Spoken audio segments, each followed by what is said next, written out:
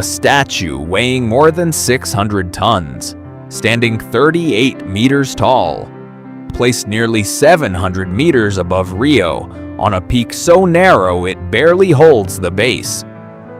With arms stretched 28 meters across the sky, acting like a horizontal sail every time the wind crosses the Brazilian coast. There was no road to the summit. No construction crane could simply lift materials to that summit. And helicopters were not an option. And yet the structure went up. Not gradually, not safely, not in a way that any modern engineer would casually approve today. Christ the Redeemer is one of the most photographed monuments in the world. But almost no one knows how it was actually built, or what is hidden inside it. The public image is simple: a statue of Christ, arms open, standing over Rio de Janeiro since 1931. A symbol, a landmark, a postcard, but the construction tells a different story. The men who designed it were solving problems that had not been solved before at this scale. The men who built it were working on wooden scaffolding lashed together with rope, suspended over a cliff that drops into cloud. The mountain itself was fighting them. The arms were a structural nightmare. The materials had to climb a 19th century cog railway that was never designed to carry a statue. And inside the figure that millions now recognize as a symbol of openness, there are things the familiar silhouette never shows. A hollow interior, multiple levels, a small object deliberately placed during construction and then sealed in, and a network of design decisions that even today feel ahead of their time. This video is about how Christ the Redeemer was actually built, and about what is sitting inside it that almost no one ever sees. Chapter 1. The structure that should not stand. Start with the arms. 2 horizontal extensions, each roughly 14 meters long, projecting outward from the torso with nothing visible beneath them. No columns, no braces, no counterweights, just stone, applied to a frame, holding its own weight against gravity. That is the first problem. The second is wind. At the top of Corcovado, wind speeds rise during storms. The outstretched arms behave almost like a horizontal sail. The force does not just push laterally, it twists. It applies torque to the connection points where the arms meet the body, and torque on a structure of this scale is a slow killer. It does not collapse a statue in a single moment. It fatigues the joints year after year, until something fails. That is the third problem. The fourth is altitude. The base of the statue sits roughly 700 meters above the city. The summit of Corcovado is narrow. The slopes drop away on multiple sides. There is barely enough room for the figure itself, let alone the scaffolding required to build it. The fifth problem is access. There was no road to the top during construction. The only route was a small cog railway built in 1884, originally for tourists. And the sixth problem is timing. This was 1922 to 1931. No helicopters capable of lifting heavy loads. No tower cranes, no reinforced concrete monument in Brazil had attempted this kind of scale and exposure. So step back and look at what was being attempted. A 635-ton statue on a granite peak weathered by long exposure, in high wind, with horizontal arms acting like a sail, built with the materials and tools of the early 20th century. Carried up a narrow railway by workers standing on wooden planks tied together with rope. This is the project, and the version most people know compresses all of that into a single sentence. Completed in 1931. The real story starts with the man who had to make this work. Chapter 2. The design that became its own cross, The engineer responsible was Heitor da Silva Costa, but the design he started with is not the design that exists today. The original concept showed Christ holding a cross in one hand and a globe in the other, standing on a pedestal shaped like the earth. It was symbolic, it was theological, it was also structurally almost impossible.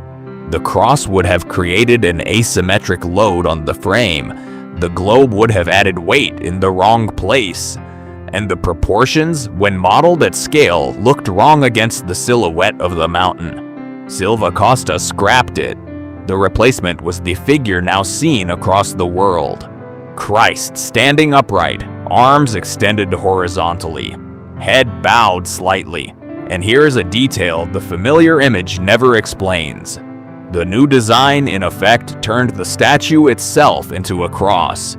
The vertical line of the body, the horizontal line of the arms. Seen from the side, seen from the air, the figure forms a cross by its own posture. There was no longer any need for Christ to hold one. The geometry replaced the object. Symbolically, this was powerful. Structurally, it was the version that could actually be built. A symmetrical figure distributed weight evenly. A figure without held objects reduced load points. A figure with arms straight out, supported by a heavily reinforced internal column, could be engineered with safety margins the original concept could not allow.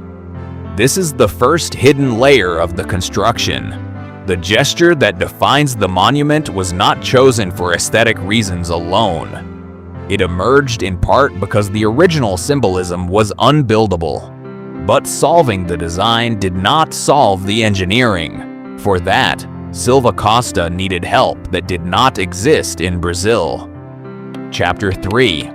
The French Calculations. In 1923, Silva Costa traveled to Europe.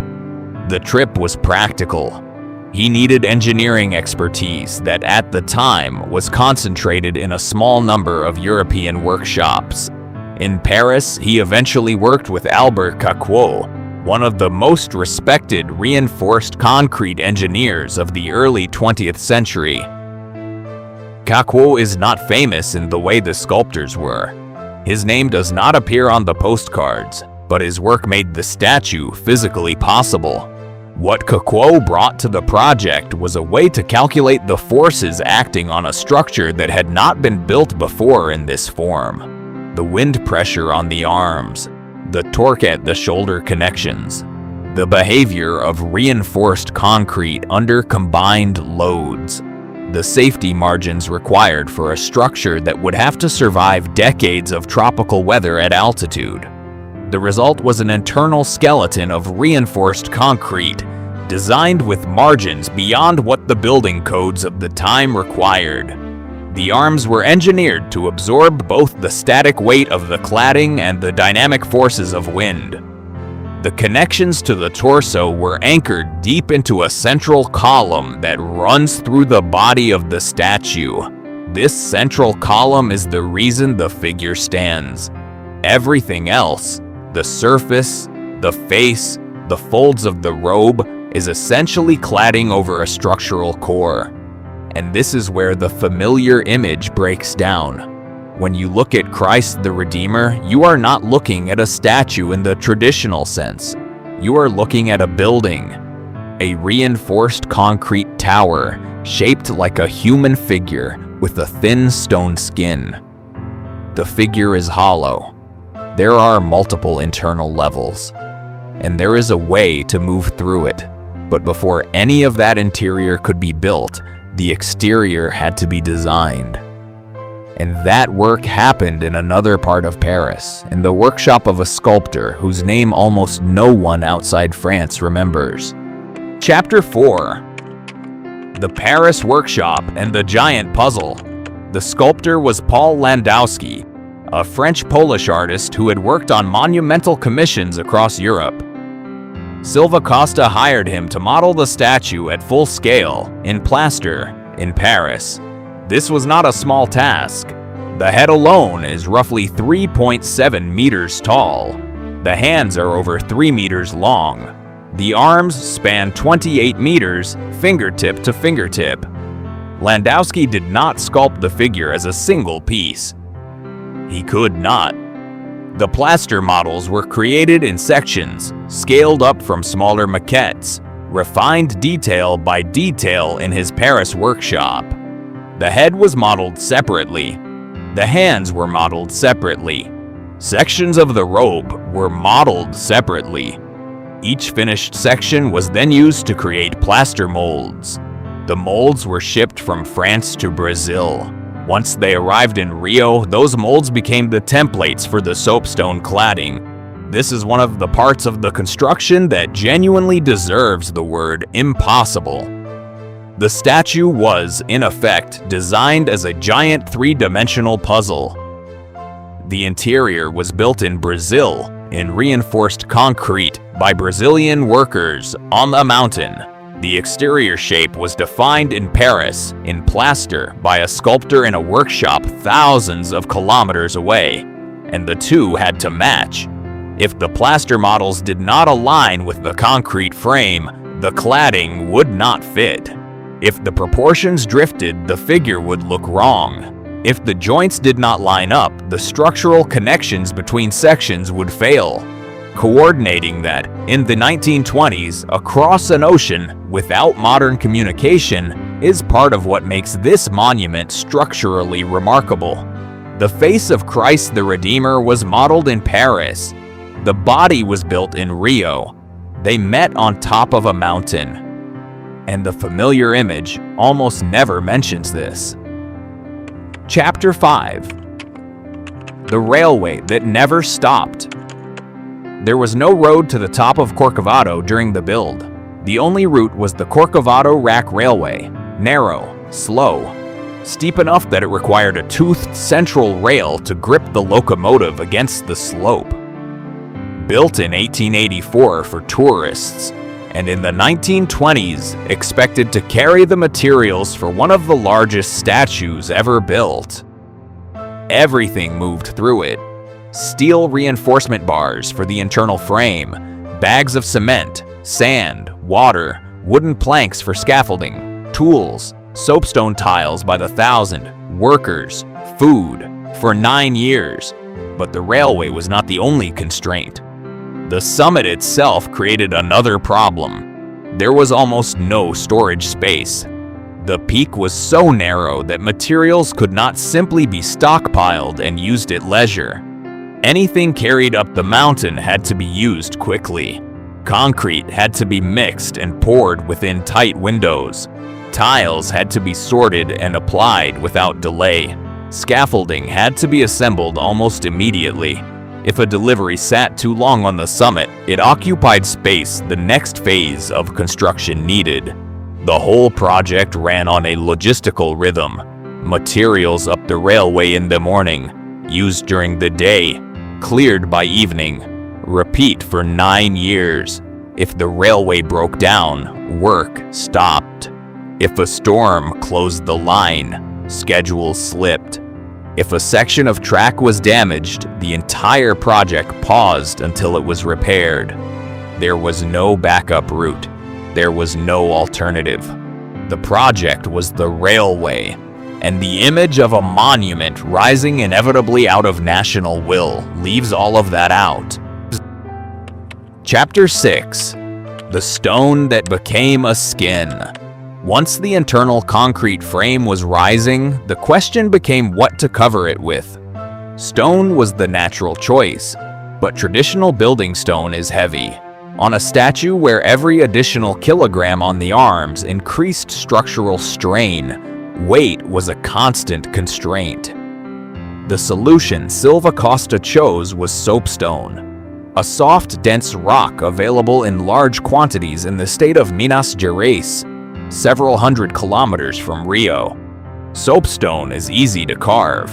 It resists weathering.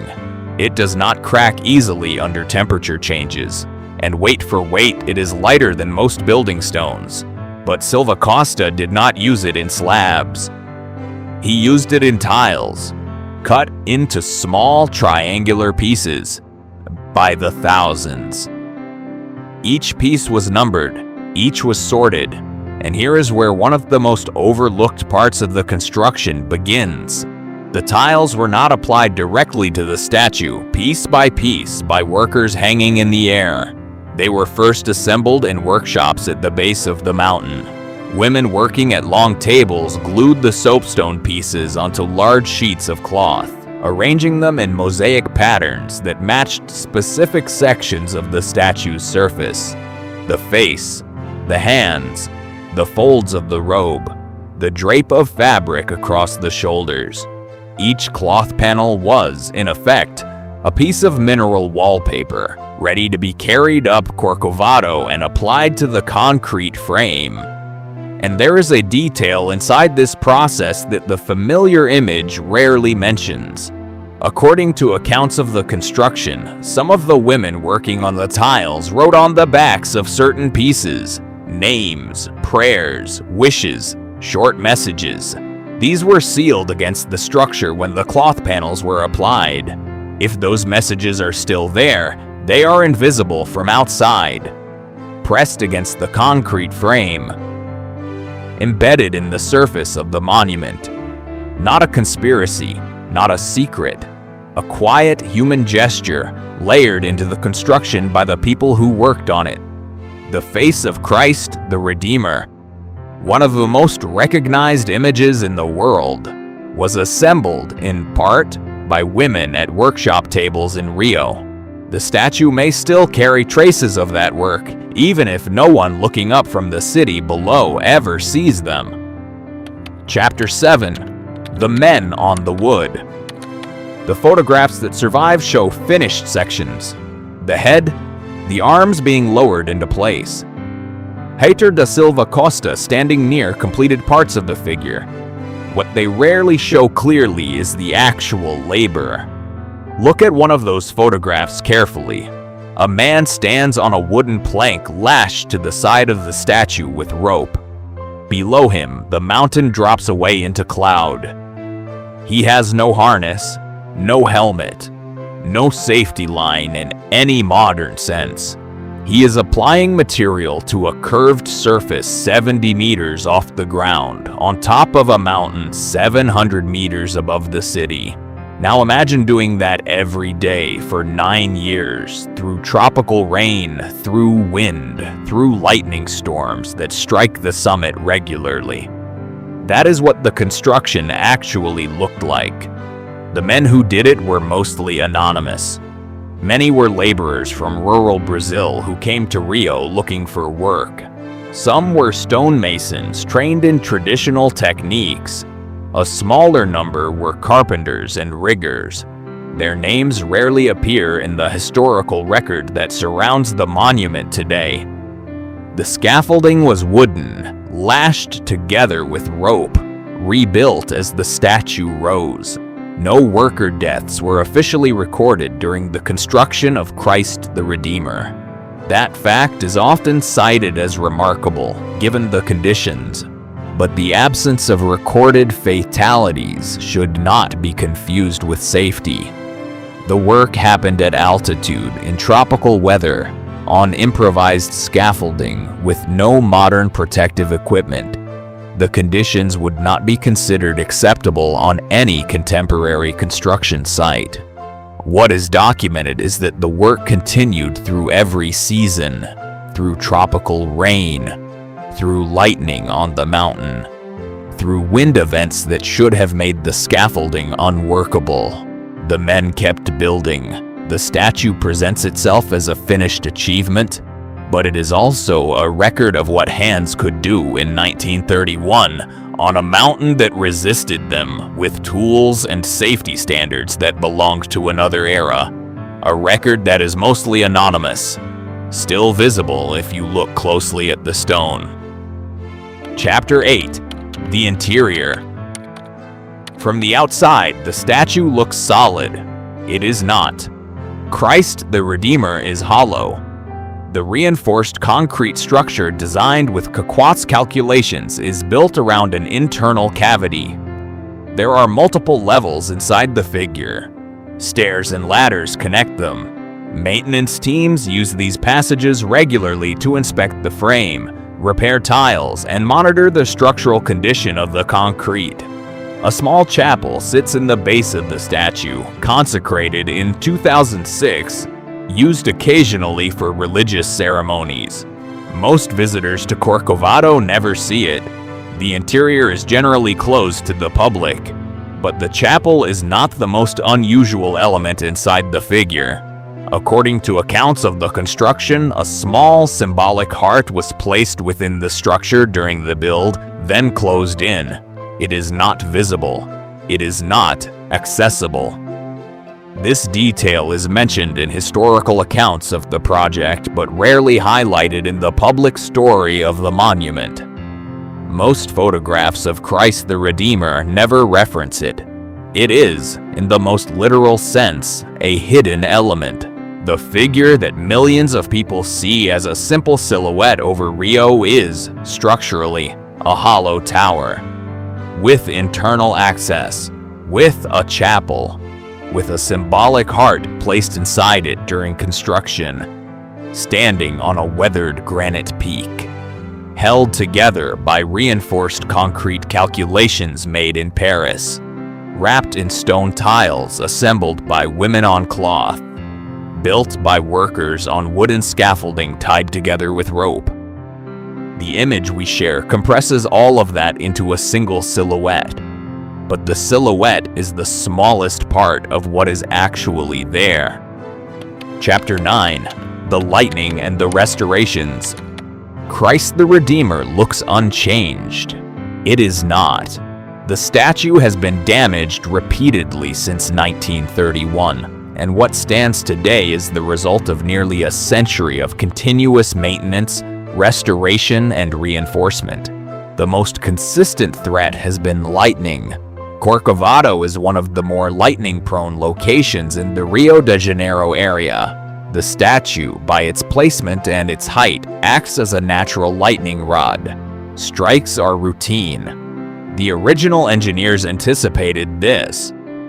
Lightning protection was integrated into the structure during construction, with rods placed at the highest points of the figure. The reinforced concrete frame, combined with the steel reinforcement bars running through it, was designed to function something like a Faraday cage, channeling electrical charges through the structure and grounding them safely. Most of the time, the system works. Strikes are absorbed without visible damage. But not always. In 2014, a powerful strike broke off part of the thumb on the right hand. In 2008, another strike damaged the head and the fingers. Each incident required teams of restorers to climb the statue, assess the damage, and replace the affected sections with new soapstone, often sourced from the same quarries used in the original construction. Imagine that work. A restorer hanging from a climbing line partway out along one of the arms, 70 meters above the platform, on top of a mountain 700 meters above the city. The wind moves continuously. A cloud rolls in and out across the figure. The drop on either side is sheer. That is what the maintenance of Christ the Redeemer actually looks like. Not a museum visit, climbing work. And it happens on a regular schedule. Tropical humidity has caused steady erosion of the soapstone surface. Acid rain has accelerated that erosion in recent decades. Algae and lichen colonize the stone in damp conditions and have to be periodically removed. Wind continues to apply stress to the internal frame. And the original 1931 concrete, while remarkably durable, has reached an age where it requires more frequent inspection. In 2010, a major restoration campaign was undertaken. Engineers replaced damaged tiles, repaired the lightning protection system, reinforced sections of the internal frame, and installed monitoring equipment to track the statue's structural condition. That monitoring is now ongoing. Maintenance teams visit the statue regularly to check movement, vibration, and surface damage. If you look closely at the surface today, you can sometimes see the patches, subtle variations in color where newer stone has been applied. Tiny differences in surface texture between original 1931 work and later restoration. The statue you see is not exactly the statue that was inaugurated. It is the statue that Brazil has chosen to maintain. The image presented to tourists is of a timeless monument standing eternally over Rio. What tourists rarely see is a continuously maintained structure.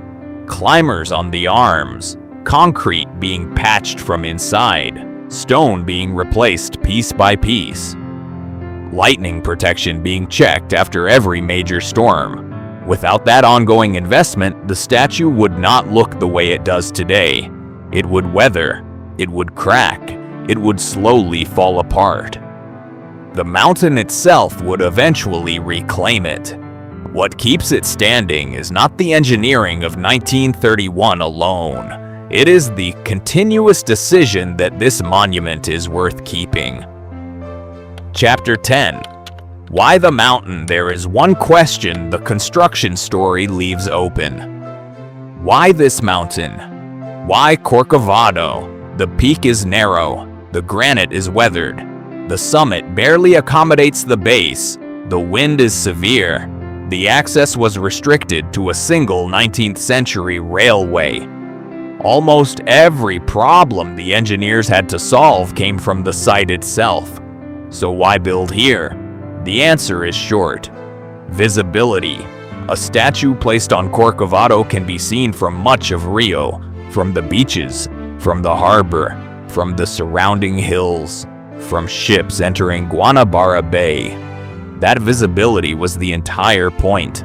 The proposal for a monument on Corcovado had been raised as early as the mid-19th century by a Catholic priest, then again later, and not acted upon either time. What changed in the 1920s was timing. Brazil was approaching the centennial of its independence. The country was searching for symbols, and the Catholic Church in Rio was concerned that the young republic, which had formally separated church and state in 1890, was drifting from public religious life. A monument on Corcovado would change that. Not quietly, visibly, permanently. A figure large enough to dominate the skyline of the country's most important city would be hard to ignore.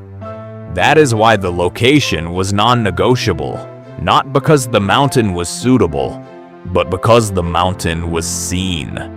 Every problem that followed, the railway bottleneck, the narrow summit, the weathered rock, the wind, the lightning, became a problem the engineers had to absorb to deliver that visibility.